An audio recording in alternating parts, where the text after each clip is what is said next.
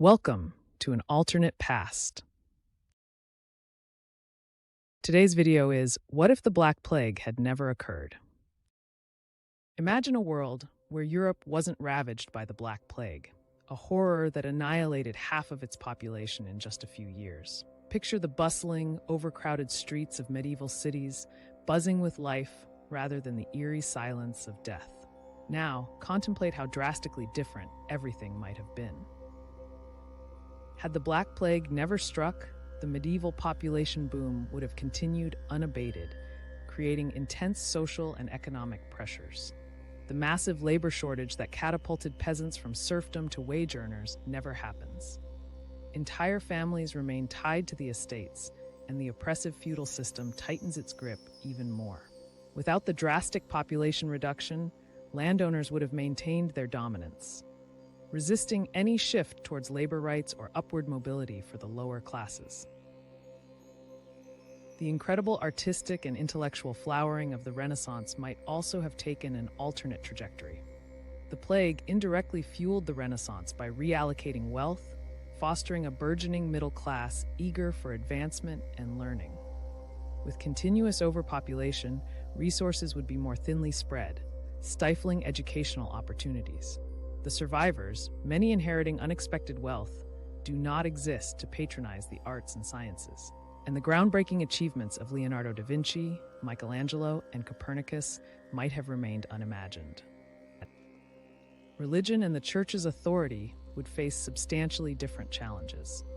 The Black Plague eroded faith in the Church like never before, as priests and monks either died in massive numbers or abandoned their flocks in fear, leading to widespread disillusionment. Without this catalyst, the Reformation may never have gained the traction it did. Martin Luther's theses might fall on indifferent or overly loyal ears. The Protestant Reformation, which reshaped Europe's religious landscape, could have been vastly diminished or delayed. The Catholic Church might retain its unchallenged hegemony longer, affecting the political and spiritual lives of millions. Urban development and architecture would have followed a divergent path. The plague destroyed entire towns, clearing space for new construction and urban planning. Had cities remained densely populated, the innovative designs birthed in the aftermath of destruction might have stayed theoretical sketches.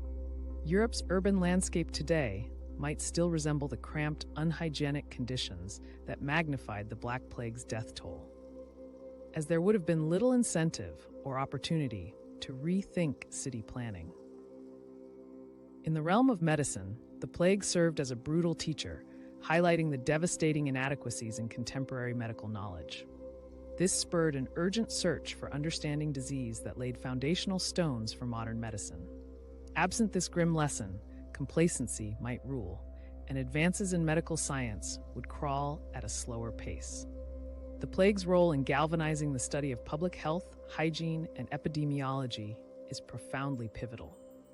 Without it, medieval theories about the balance of humors and astrological influences might have persisted much longer, delaying the life-saving breakthroughs that have since transformed human lives. Social dynamics and gender roles could also look drastically different. The incredible loss of male life provided women unexpected opportunities in trades and guilds, roles they likely would not have acquired otherwise. This subtle shift sowed seeds for future advancements in gender equality. Without the plague, women might have continued in deeply constrained domestic roles for longer, affecting the march towards gender equality in the long term. Agricultural developments and land use could have taken another route as well. The Great Dying prompted a desperate drive to innovate, inducing experimentation with crop rotation, animal husbandry, and land management. Higher population pressures without the plague could have led to overfarming, soil depletion, and a subsequent agricultural crisis that may have triggered famines, ironically leading to a different kind of population check. The geopolitical landscape was also affected indirectly. The plague destabilized powers, causing shifts in alliances and power vacuums that prompted conflicts and new political formations.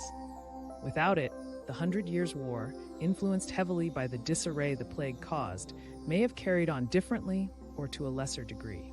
New World exploration could have been delayed as the questioning minds of post-plague Europe sought new horizons.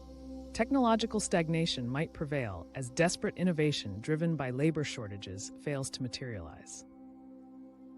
In summary, the absence of the Black Plague would have fundamentally altered countless trajectories. Social, economic, religious, and political structures would look vastly different, and by extension, so would the very fabric of the modern world. What we now accept as progress might have been delayed or derailed entirely, crafting an alternate history, not necessarily kinder or more advanced than today, but profoundly divergent.